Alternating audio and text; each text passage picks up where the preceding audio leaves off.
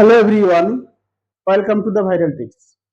আজকে আমরা ক্রয় মূল্য বিক্রয় মূল্যের উপরে আরো একটি গুরুত্বপূর্ণ অঙ্ক নিয়ে আলোচনা করব। এখানে বলা আছে এক ব্যক্তি টাকায় 15টি লেবু কিনে টাকায় কটি লেবু বিক্রি করলে 25% লাভ হবে। খুব গুরুত্বপূর্ণ অঙ্ক, আবার সবচেয়ে কম সময়ে করব। খুব গুরুত্বপূর্ণ, খুব মাথা ব্যথার কারণ হয়ে দাঁড়ায় এই অঙ্ক যদি আমরা এমনি নর্মাল প্রসেসে করতে যাই, অথচ কয়েক সেকেন্ডে করতে পারবো সেরকম পদ্ধতি শেখাবো। ভালো করে দেখো ভিডিওটা। এখানে আমার লেবু কটা আছে? 15টা আছে। ব্যাস 15 লিখবো। প্রথমে যটা লেবু আছে কিনেছি যটা, তার হিসাবে আমরা সেটার উপরে ভিত্তি করেই হিসাবটা করব। 15 লিখলাম, গুণ চিহ্ন দিলাম। এরপরে আমি কি করতে হবে? আমাকে 25% লাভ করতে হবে। ভালো করে কথাটা শুনবে। 25% যদি লাভ করতে হয়, তার মানে যেটা 100 টাকায় কিনেছি সেটাকে 125 টাকায় বিকতে হবে। তার মানে এর সঙ্গে আমাকে হয় গুণ করতে হবে 100/125, নাহলে 125/100।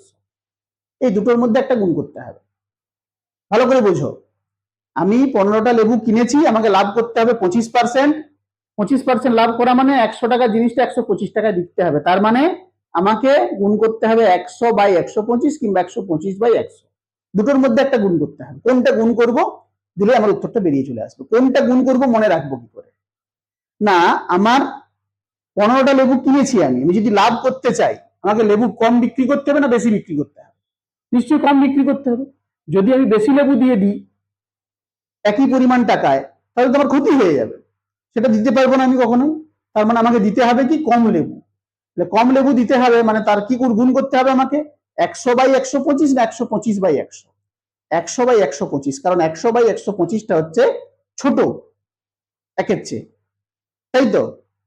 তাহলে যেটা দাঁড়ালো আমাদের 15, যে মোট লেবুটা ছিল তাকে আমরা 100/125 দিয়ে গুণ করে দেবো। কেন?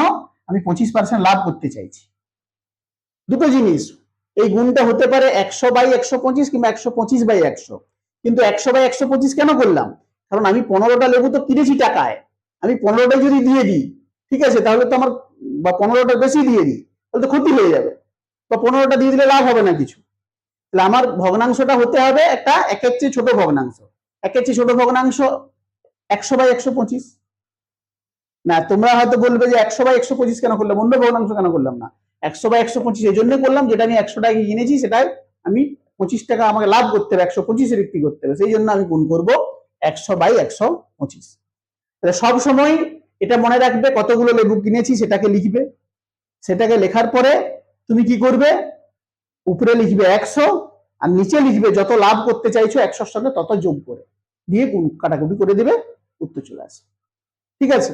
এক্ষেত্রে আমাদের তাহলে দেখি কত হয়ে গেল। 5×3 = 15, 5×25 = 125, আর 4×25 = 100। তার মানে 4×3 = 12টি লেবু আমাকে টাকায় বিক্রি করতে হবে, তাহলে আমি 25% লাভ করতে পারবো। ঠিক আছে? তাহলে আমাদের সঠিক উত্তর হয়ে যাবে অপশন বি।